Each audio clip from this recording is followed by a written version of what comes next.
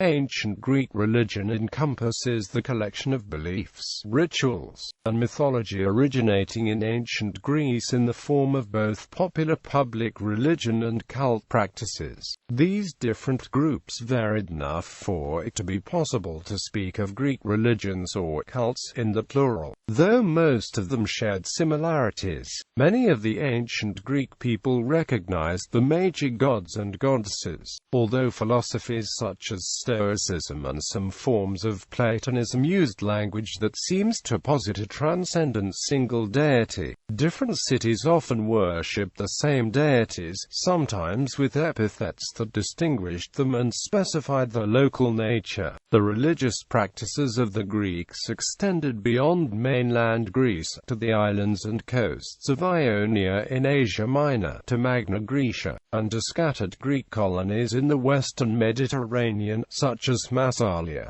Greek religion was tempered by Etruscan cult and belief to form much of the later ancient Roman religion. Beliefs.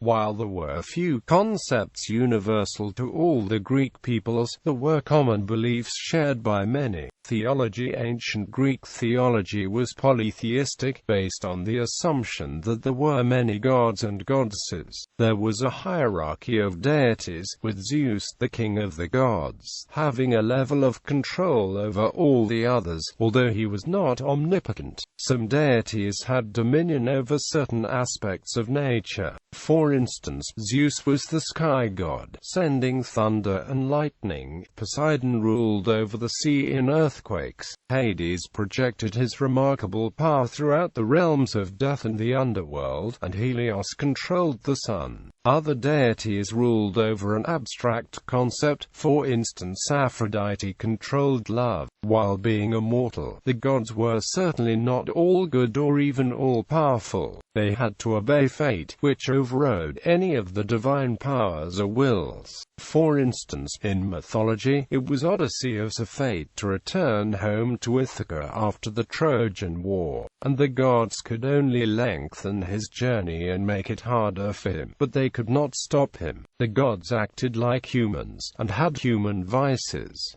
They would interact with humans, sometimes even spawning children with them. At times certain gods would be opposed to others, and they would try to outdo each other. In the Iliad, Aphrodite, Ares and Apollo support the Trojan side in the Trojan War, while Hera, Athena and Poseidon support the Greeks. Some gods were specifically associated with a certain city. Athena was associated with the city of Athens, Apollo with Delphi and Delos, Zeus with Olympia and Aphrodite with Corinth. Other deities were associated with nations outside of Greece. Poseidon was associated with Ethiopia and Troy, and Ares with Thrace. Identity of names was not a guarantee of a similar cultus. The Greeks themselves were well aware that the Artemis worshipped at Sparta. The virgin huntress was a very different deity from the Artemis, who was a many-breasted fertility goddess at Ephesus. When literary works such as the Iliad related conflicts among the gods, these conflicts were because the followers were at war on earth and were a celestial reflection of the earthly pattern of local deities. Though the worship of the major deities spread from one locality to another, and though most larger cities boasted temples to several major gods, the identification of different gods with different places remained strong to the end. Afterlife. The Greeks believed in an underworld where the spirits of the dead went after death. It was commonly supposed that unless the proper funeral rituals were performed, the deceased person's spirit would never reach the underworld and so would haunt the upper world as a ghost forever. There were various views of the underworld, and the idea changed over time. One of the most widespread areas of the underworld was known as Hades. This was ruled over by a god, a brother of Zeus, who was called Hades. Another realm, called Tartarus, was the place where the damned were thought to go, a place of torment. A third realm, Elysium, was a pleasant place where the virtuous dead and initiates in the mystery cults were said to dwell. In the early Mycenaean religion, all the dead went to Hades, just as in in early Judaism all the dead went to Sheol. When Odysseus visits Hades in Odyssey 11, Achilles tells him he would rather be a farmer's servant on the face of the earth than king of Hades. The rise of mystery cults in the Archaic Age led to the development of places such as Tartarus and Elysium. A few, like Achilles, Alcmene, Amphiaraus, Ganymede, Eno, Melicetus, Menelaus, Peleus, and a great number of those who fought in the Trojan and Theban wars, were considered to have been physically immortalized and brought to live forever in either Elysium, the islands of the blessed, heaven, the ocean, or literally right under the ground.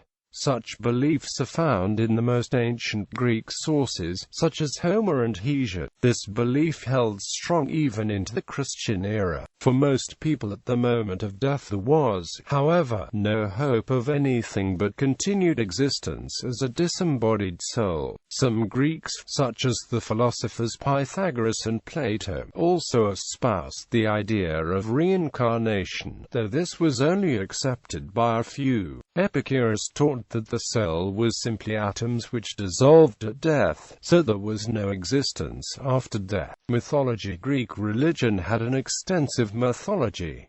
It consisted largely of stories of the gods and of how they affected humans on Earth. Myths often revolved around heroes and their actions, such as Heracles and his 12 labors, Odysseus and his voyage home, Jason and the quest for the Golden Fleece, and Theseus and the Minotaur. Many different species existed in Greek mythology. Chief among these were the gods and humans, though the Titans also frequently appeared in Greek myths. They predated the Olympian gods, and were hated by them. Lesser species included the half-man, half-horse centaurs, the nature-based nymphs, and the half-man, half-goat satyrs. Some creatures in Greek mythology were monstrous, such as the one-eyed giant Cyclopes, the sea beast Scylla, whirlpool Charybdis, Gorgons, and the half-man, half-bull Minotaur. Many of the myths revolved around the Trojan War between Greece and Troy. For instance, the epic poem, the Iliad, by Homer, is based on the war. Many other tales are based on the aftermath of the war, such as the murder of King Agamemnon of Argos, and the adventures of Odysseus on his return to Ithaca. There was no one-set Greek cosmogony or creation myth. Different religious groups believed that the world had been created in different ways. One Greek creation myth was told in Hesiod's Theogony. It stated that at first there was only a primordial deity called Chaos, who gave birth to various other primordial gods, such as Gaia, Tartarus and Eros, who then gave birth to more gods, the Titans, who then gave birth to the first Olympians. The mythology largely survived and was added to in order to form the later Roman mythology. The Greeks and Romans had been literate societies, and much mythology was written down in the forms of epic poetry and plays. The mythology became popular in Christian post-Renaissance Europe, where it was often used as a basis for the works of artists like Botticelli, Michelangelo and Rubens. Festivals. Various religious festivals were held in ancient Greece. Many were specific only to a particular deity or city-state. For example, the festival of Lycia was celebrated in Arcadia in Greece, which was dedicated to the pastoral god Pan. There were also the games held each year in different locations, culminating in the Olympic Games, which were held every 4 years. These celebrated Zeus. Morality. One of the most important moral concepts to the Greeks was a fear of committing hubris, which constituted many things, from rape to desecration of a corpse. It was a crime in the city-state of Athens. Although pride and vanity were not considered sins themselves, the Greeks emphasized moderation. Pride only became hubris when it went to extremes, like any other vice. The same was thought of eating and drinking. Anything done to excess was not considered proper. Ancient Greeks placed, for example, importance on athletics and intellect equally. In fact, many of the competitions included both. Pride was not evil until it became all-consuming and hurtful to others. Sacred texts, Hesiod's Theogony and works and days, Homer's Iliad and Odyssey and Pindar's Odes are included as sacred texts, as are other works of classical antiquity. These are the core texts that were considered inspired and usually include an invocation to the Muses for inspiration at the beginning of the work. Such texts, however, were not considered inspired in the sense that they had to be believed by everyone. Plato even wanted to exclude the myths from his ideal state described in the Republic because of the low moral tone. Practices, ceremonies, Greek ceremonies and rituals were mainly performed at altars. These were typically devoted to one or a few gods, and supported a statue of the particular deity. Votive deposits would be left at the altar, such as food, drinks, as well as precious objects. Sometimes animal sacrifices would be performed here, with most of the flesh eaten, and the offal burnt as an offering to the gods. Libations, often of wine, would be offered to the gods as well, not only at shrines, but also in everyday life, such as during a symposium. One ceremony was pharmakos, a ritual involving expelling a symbolic scapegoat such as a slave or an animal, from a city or village in a time of hardship. It was hoped that by casting out the ritual scapegoat, the hardship would go with it. Sacrifice worship in Greece typically consisted of sacrificing domestic animals at the altar with hymn and prayer. Parts of the animal were then burned for the gods. The worshippers would eat the rest. The evidence of the existence of such practices is clear in some ancient Greek literature, especially in Homer's epics. Throughout the poems, the use of the ritual is apparent at banquets where meat is served, in times of danger, or before some important endeavor to gain the favor of the gods. For example, in Homer's The Odyssey, Eumaeus sacrifices a pig with prayer for his unrecognizable master Odysseus. In Homer's The Iliad, which may describe Greek civilization centuries earlier, every banquet of the princes begins with a sacrifice and prayer. These sacrificial practices, described in these pre-Homeric eras, share commonalities to the 8th century forms of sacrificial rituals.